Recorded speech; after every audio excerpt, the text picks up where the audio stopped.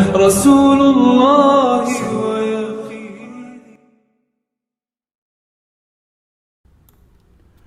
أعوذ بالله من الشيطان الرجيم بسم الله الرحمن الرحيم رب اشرح لي صدري ويسر لي أمري واحلل عقدة من لساني يفقه قولي ربي أعوذ بك من همزة الشياطين وأعوذ بك ربي أن يحضرون. Assalamualaikum warahmatullahi wabarakatuh. Alhamdulillahilladzi wa aqimis shalah tawatuz zakah tawarka'u ma'ar raki'in. Ashhadu an la ilaha illallah wa ashhadu anna Muhammadar Rasulullah. Allahumma salli ala Sayyidina Muhammad wa ala ali Sayyidina Muhammad abduhu wa rasuluhu amma ba'du. Marilah tak henti-hentinya kita panjatkan puji dan syukur kehadiran Allah Subhanahu wa ta'ala yang telah memberikan nikmat kepada kita semua yang besarnya tak terhingga, yaitu nikmat hidup, nikmat Islam, nikmat iman, serta nikmat kesehatan zahir dan batin. Dengan kita mengucapkan Alhamdulillahirabbil alamin. Salawat dan salam kita panjatkan kepada Nabi Muhammad sallallahu alaihi wasallam dengan mengucapkan Allahumma shalli ala Sayyidina Muhammad wa ala ali Sayyidina Muhammad, bersama keluarganya, bersama para sahabat-sahabatnya, serta umat-umatnya, pengikut-pengikutnya yang istiqomah mengamalkan semua sunnah-sunnahnya hingga akhir zaman. Amin ya rabbal alamin. Saudara-saudara umat Nabi Muhammad sallallahu alaihi wasallam dimanapun berada, mungkin kita sering mendengar ada dari sebagian saudara-saudara kita yang sibuk mencari kesalahan-kesalahan ajaran-ajaran agama manusia lainnya di muka bumi ini, dan terlalu sibuk menilai manusia-manusia lainnya, padahal Allah Subhanahu wa ta'ala telah berfirman, a'udzubillahi minasyaitonir rajim, lakum dinukum waliyadin, untukmulah agamamu dan untukkulah agamaku. Kenapa kita sibuk menyalahkan agama manusia lainnya, keyakinan manusia lainnya? Saudara-saudara umat Nabi Muhammad sallallahu alaihi wasallam dimanapun berada, kenapa kita ingin secara nafsu untuk mencari kelemahan-kelemahan, kesalahan-kesalahan dari kitab-kitab yang dianggap para manusia suci selain Al-Quran? Semua itu tidak ada artinya bagi saudara, hanyalah pekerjaan sia-sia saja bagi saudara. Akhirnya timbullah fitnah, timbullah ghibah, timbullah perdebatan antar umat beragama yang sungguh tidak ada artinya sama sekali. Firman Allah Subhanahu wa ta'ala, a'udzubillahi minasyaitonir rajim, innal ladzina kafaru sawa'un 'alaihim a'anzartahum am lam tunzirhum la yu'minun. Khatamallahu ala qulubihim wa ala sam'ihim wa ala absarihim ghishawatu wa lahum azabun azim. Sesungguhnya orang-orang yang kafir sama saja bagi mereka, engkau beri peringatan atau tidak engkau beri peringatan kepada mereka, mereka tetap tidak akan beriman kepada Allah, beriman kepada Rasulullah serta kehidupan akhirat. Kenapa demikian? Karena Allah Subhanahu wa ta'ala telah mengunci mati hati dan pendengaran mereka, sedangkan pada penglihatan mereka telah tertutup tabir kepalsuan dunia, dan mereka mendapat siksa azab yang pedih di akhirat, dan di dunia diliputi kehinaan di mana saja mereka berada. Tak sedikit pun mereka merasa ketenangan dalam jiwa-jiwa mereka. Mereka resah, mereka gelisah siapapun yang ingkar terhadap ayat-ayatnya Allah Subhanahu wa taala. Mungkin kebahagiaan, mungkin kesenangan, mungkin kepuasan bisa mereka dapati yang dengan namanya uang. Akan tetapi kalau ketenangan jiwa, ketentraman jiwa tidak akan mereka dapati kecuali mereka sujud menyembah kepada Allah dimanapun mereka berada. Janganlah sampai kita dipandang oleh Allah Subhanahu wa taala sebagai manusia bangkai yang berjalan di muka bumi ini, punya mata tapi tak bisa melihat bukti-bukti kebesarannya Allah Subhanahu wa taala, punya telinga tapi tak bisa mendengar peringatan-peringatan dari Allah, punya hati dan jiwa tapi tak bisa merasa kasihnya Allah yang sungguh sangat besar khususnya kepada manusia. Kami mau bertanya, apakah ada pabrik di bumi ini yang paling canggih yang mampu menyusun saraf-saraf tubuh manusia? Atau ada ilmu teknologi yang paling canggih yang bisa menembus hijabnya rahim, dengan kata lain membuat lahir rahim di luar tubuh manusia? Mungkin ada manusia yang paling pintar yang bisa membuat tubuh manusia lainnya. Tetapi ruh manusia itu mampukah mereka membuatnya? Demi Allah, saudara-saudaraku, takkan mampu mereka itu. Semestinya tinggal kita umat Islam membuktikan kepada dunia bahwa inilah agama yang diridhoi oleh Sang Pencipta alam sejagat, Allah Subhanahu wa taala. Lantas bagaimana kita dapat membuktikan kepada dunia bahwa agama yang mana yang paling benar di muka bumi ini? Mari kita bersama-sama membuktikannya dengan menggunakan sesuatu yang paling mulia pada diri manusia itu sendiri, yaitu akal yang sehat dan jiwa yang sehat. Inilah yang membedakan manusia dengan makhluk ciptaan Allah lainnya. Dengan cara apa kita membuktikan kepada dunia bahwa agama yang mana yang paling benar di muka bumi ini? Bukankah setiap agama di muka bumi ini masing-masing mempunyai kitab yang dianggapkan kitab suci? Kitab apabila dinamakan suci, dia bisa merahmat di seluruh alam dan harus jalan dengan fitrah manusia itu sendiri dan sejalan dengan fitrah makhluk-makhluk Allah lainnya serta alam semesta. Mari kita ambil contoh. Seluruh lidah manusia di muka bumi ini sepakat mengatakan dan kompak bahwa gula itu rasanya manis, empedu itu rasanya pahit. Itu contoh dari fitrah manusia, saudara-saudaraku. Dan contoh-contoh dari fitrah makhluk Allah lainnya seperti hewan, kita ambil contoh. Anjing di muka bumi ini bersuara mengonggong, kucing di muka bumi ini bersuara mengeong, ayam jantan di bumi ini bersuara berkukuk. Nah, kalau ada kitab yang dianggap para manusia suci selain Al-Quran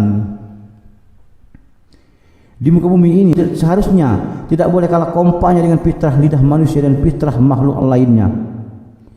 Apa iya kitab yang kita anggap suci sementara isinya lain negara, lain bahasa? Kitab seperti itu wajib untuk tidak percaya, saudara-saudaraku. Kenapa? Masa kitab dibilang suci sementara isinya, firman-firmannya tidak ada kompak-kompaknya sedikit pun, kalah oleh fitrah lidah manusia yang kadang-kadang berkata kotor dan dusta, berbohong, bahwa sepakat seluruh dunia mengatakan bahwa gula itu rasanya manis, empedu itu rasanya pahit. Apa tidak malu dengan suara hewan yang kompak seluruh dunia? Anjing semua bersuara menggonggong, kucing semua bersuara mengeong, ayam jantan semua bersuara berkukuk.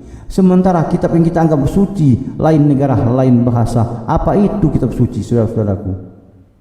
Apalagi misalnya kita ambil contoh, ada suatu orang pemeluk agama yang mereka yakini, berhijrahlah dia ke negara lain, mampirlah ke tempat rumah ibadah mereka untuk sembahyang.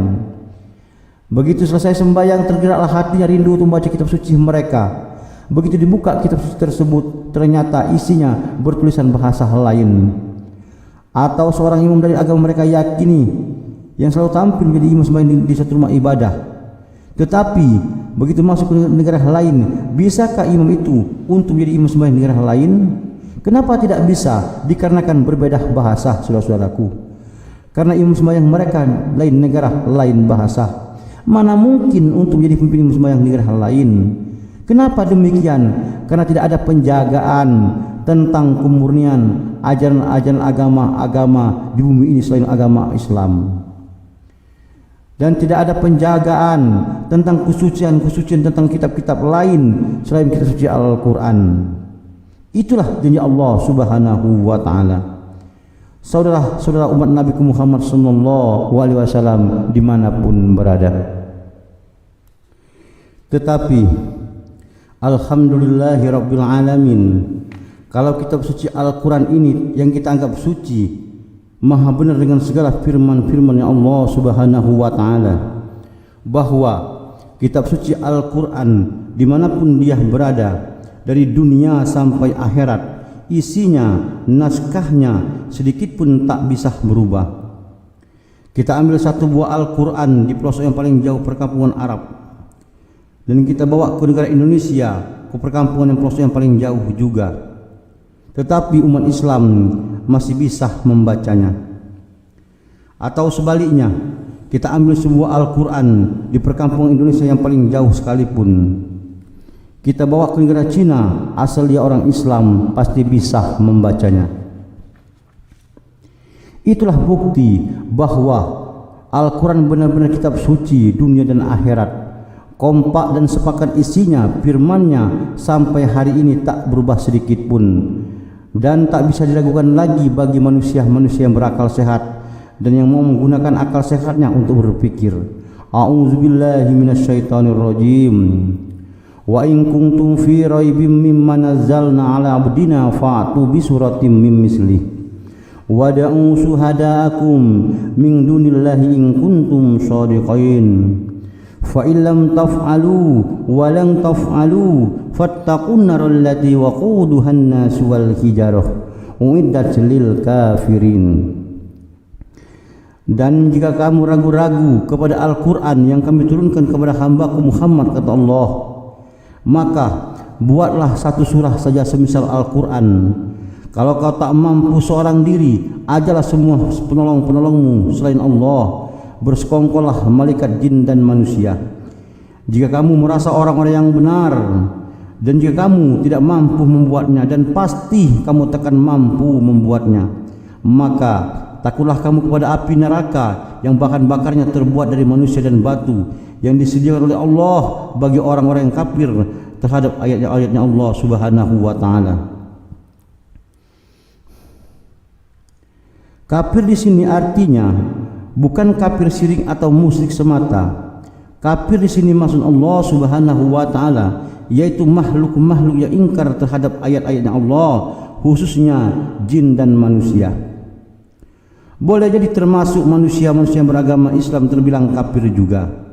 Itu disebut golongan manusia-manusia yang munafik, mulutnya mempertuhankan Allah, gayanya menyembah Allah, gaya pakaiannya, gaya bahasanya, gaya bicaranya seolah-olah dia manusia yang paling taat kepada Allah, tetapi hatinya pembangkang paling keras.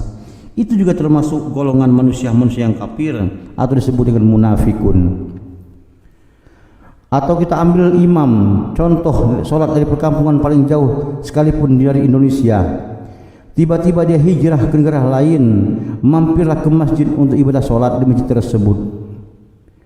Ada salah satu jemaah masjid tersebut untuk menyuruh dia menjadi imam, lantas bacaan Al-Fatihahnya, walaupun dia dari Indonesia, sedikit pun tak bisa berubah, takkan berubah.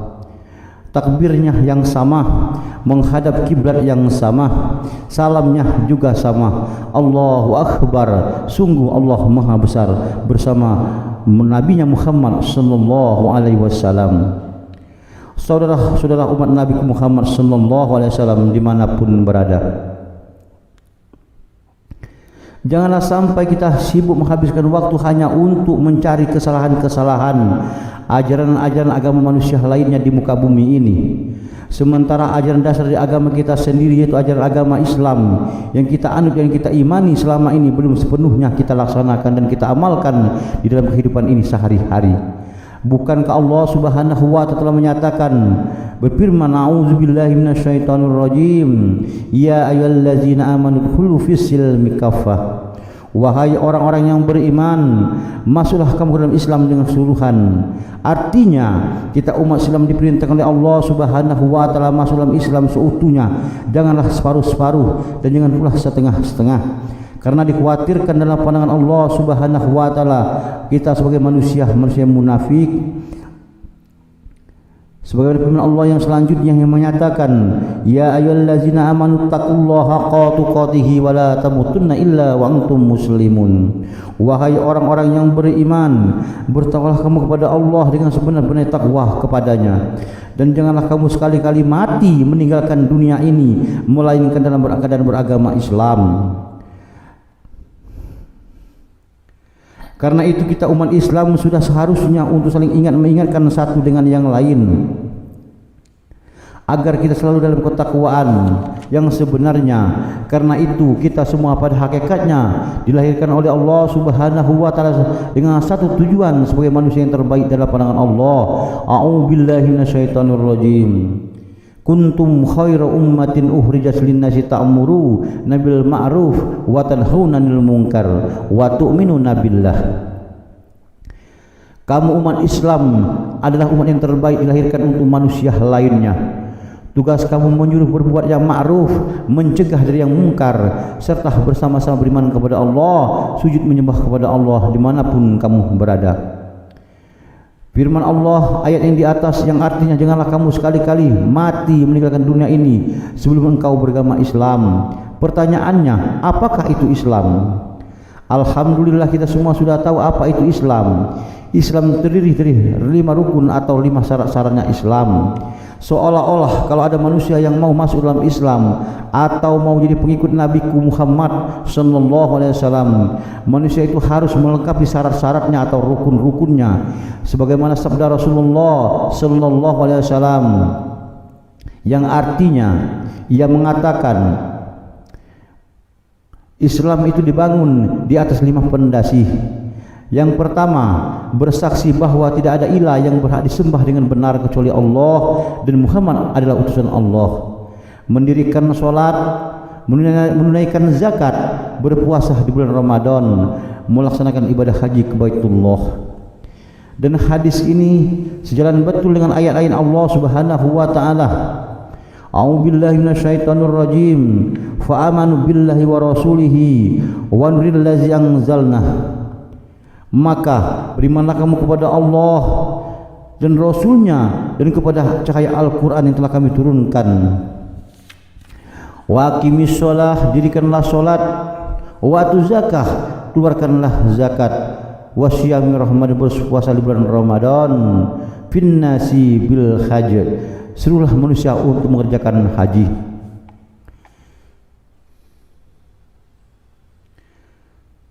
Saudara-saudara umat Nabi Muhammad sallallahu alaihi wasallam dimanapun berada, Allahumma shalli ala Sayyidina Muhammad wa ala ali Sayyidina Muhammad.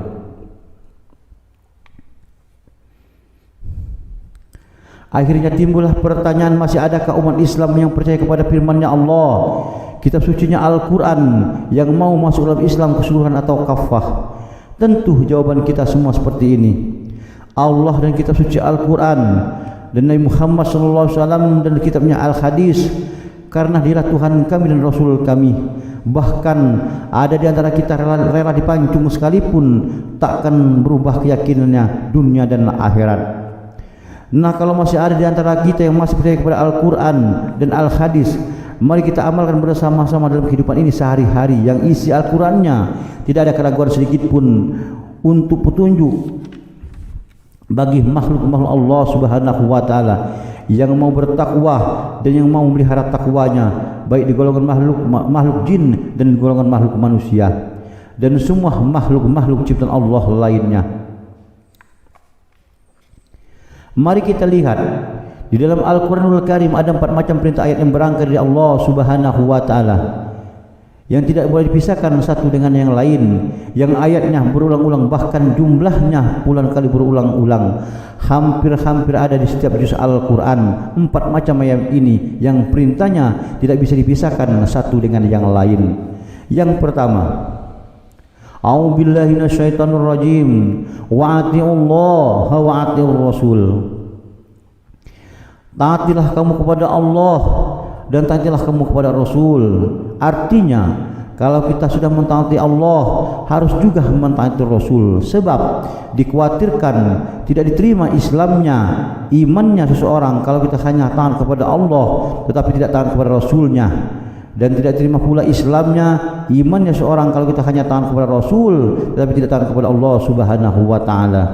Dengan kata lain, kita hanya beriman kepada Allah tetapi tidak beriman kepada Rasulnya, atau kita beriman kepada Rasulnya tetapi tidak beriman kepada Allah Subhanahu wa taala. Kedua-duanya harus dilaksanakan serentak, tidak bisa dipisahkan satu dengan yang lain. Ini merupakan perintah ayat yang berangkat dari Allah Subhanahu wa taala dalam Al-Qur'anul Karim. Begitu kita beriman kepada Allah, seiring itu juga harus beriman kepada Rasulullah sallallahu alaihi wasallam. Ayat yang selanjutnya, a'udzubillahi minasyaitonir rajim. Wa'budullah wa la tusyriku bihi syai'an wa bil walidain. Dan sembahlah Allah Tuhanmu dan janganlah kamu mempersekutukan dengan segala apapun, dan berbuat baiklah kepada kedua orang tuamu.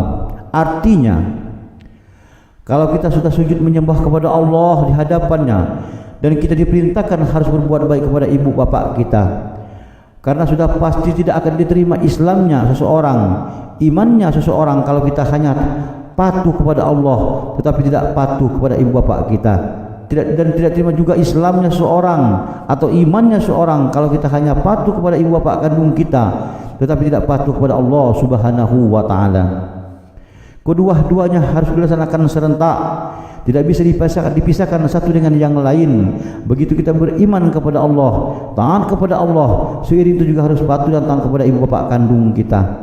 Karena ini merupakan termasuk perintah ayat yang berangkat dari Allah Subhanahu wa taala. Tetapi selagi perintah-perintah orang tua kita itu tidak untuk mempersekutukan Allah dan Rasulnya Muhammad sallallahu alaihi wasallam. Ayat yang selanjutnya, ilal ladzina amanu wa amilus sholihat, kecuali orang-orang yang beriman dan beramal soleh. Artinya, tidak diterima Islamnya, imannya seorang kalau kita hanya mengaku beriman kepada Allah, beriman kepada Rasulullah, tetapi tidak diiringi dengan amalan-amalan yang baik, perbuatan-perbuatan yang baik. Dan tidak diterima juga Islamnya seseorang, imannya seseorang kalau kita hanya melakukan semua amalan-amalan yang baik, ibadah-ibadah yang baik, tetapi tidak dilandasi karena perintah Allah serta Rasulullah sallallahu alaihi wasallam. Ini merupakan perintah ayat yang berangkai juga, harus dilaksanakan serentak, tidak bisa dipisahkan satu dengan yang lain. Begitu kita berucap beriman kepada Allah, beriman kepada Rasulullah, seiring itu juga harus kita melakukan semua amalan-amalan yang baik. Nah, amalan-amalan yang baik manakah yang terlebih dahulu harus kita lakukan, yang paling kita utamakan? Mari kita lihat perintah ayat yang berangkai selanjutnya, khususnya untuk umat manusia yang mengaku dirinya mengaku pengikut Nabi Muhammad sallallahu alaihi wasallam. A'udzubillahi minasyaitonir rajim. Wa la talbisul haqqo bil batili wa taqtumul haqqo wa antum ta'lamun. Dan janganlah kamu sekali-kali mencampur adukan kebenaran dengan kebatilan, dan janganlah kamu menyembunyikan kebenaran itu sedangkan engkau mengetahuinya. Kebenaran yang mana maksud dari Allah Subhanahu wa taala yang tidak boleh kita sembunyikan, yang harus kita sampaikan kepada manusia manapun? Allah menjawab, wa aqimis shalah tawa'atu zakah tawarka'u ma'ar raki'in.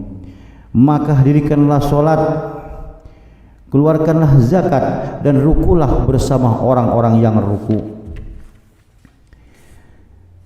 Di dalam hadis Rasulullah sallallahu alaihi wasallam yang bunyinya, dirikanlah salat dan tunaikanlah zakat. Sungguh sejalan betul kitab al-hadis dan Al-Quran.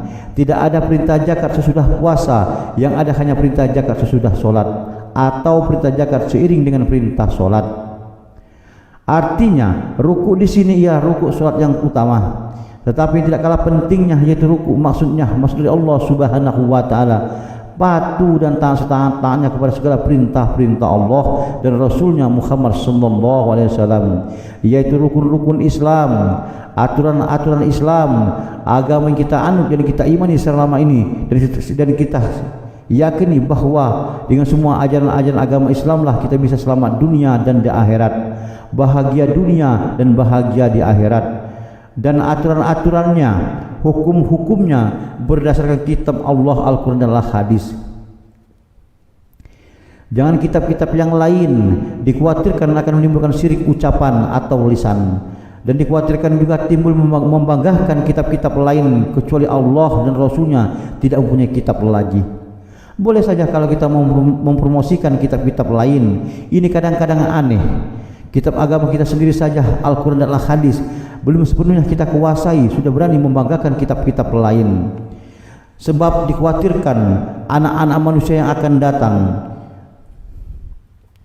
tidak tertanam lagi di pendengarannya, masih ada manusia-manusia yang membanggakan Al-Quran dan Al-Hadis.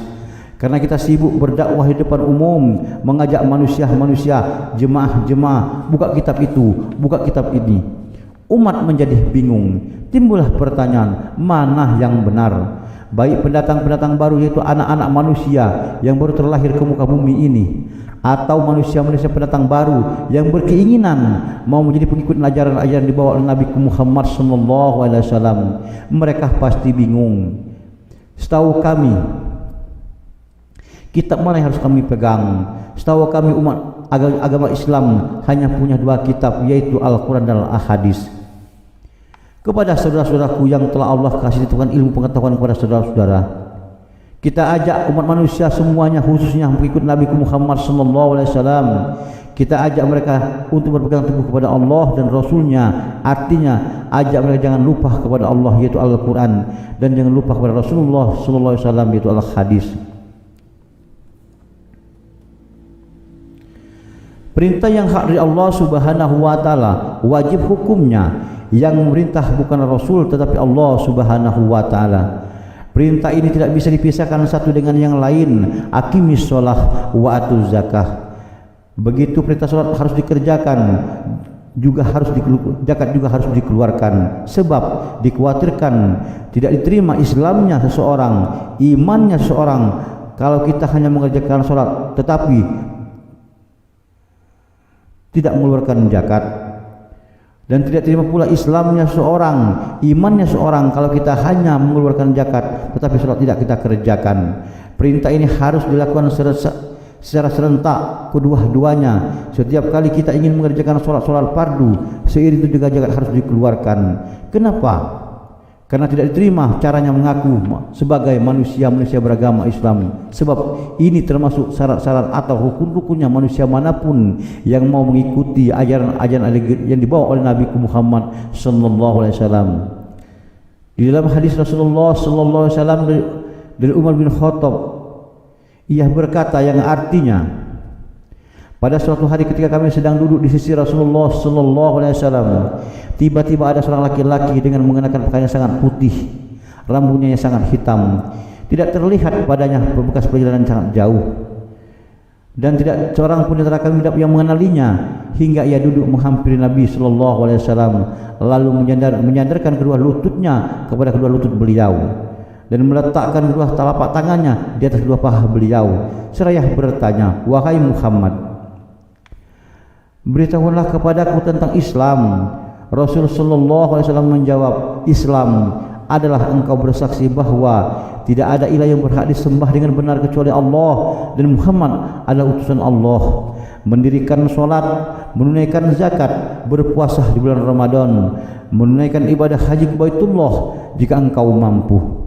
Lantas laki tersebut mengatakan, "Engkau benar." Kami heran kepadanya. Ia yang bertanya, ia pula yang membenarkannya. Lalu ia kembali bertanya lagi, "Beritahulah kepadaku tentang iman." Beliau sallallahu alaihi wasallam menjawab, "Engkau beriman kepada Allah, beriman kepada malaikat-malaikatnya, beriman kepada kitab-kitabnya, beriman kepada rasul-rasulnya, dan beriman kepada hari akhir, dan beriman kepada takdir baik dan buruknya." Ia mengatakan, "Engkau benar." Ia bertanya lagi, "Beritahulah kepadaku tentang insan." Beliau sallallahu alaihi wasallam menjawab, "Engkau beribadah kepada Allah seolah-olah engkau melihatnya. Jika mata engkau tidak dapat menjangkau untuk melihatnya, maka sesungguhnya Allah Maha melihatmu." Ia bertanya lagi, "Beritahulah kepadaku tentang hari kiamat." Beliau sallallahu alaihi wasallam menjawab, "Orang yang ditanya tidak lebih tahu dari orang yang bertanya." Ia bertanya lagi, jika begitu demikian Muhammad, beritahulah kepadaku tentang tanda-tandanya. Beliau sallallahu alaihi wasallam menjawab, jika seorang budak wanita melahirkan tuan-tuannya, dan jika orang melihat orang yang berjalan kaki tanpa alas kaki, tidak berpakaian, dan pengembala kambing bermegah-megahan dalam hal bangunan, lalu laki-laki itu pergi begitu saja, sementara aku tercengang beberapa saat. Kemudian Rasulullah sallallahu alaihi wasallam bertanya kepadaku, wahai Umar, tahukah engkau siapa yang bertanya tadi? Aku menjawab, Allah dan Rasulnya yang lebih mengetahuinya. Beliau bersabda, ia adalah malaikat Jibril yang datang kepada kalian untuk mengajarkan tentang agama kalian.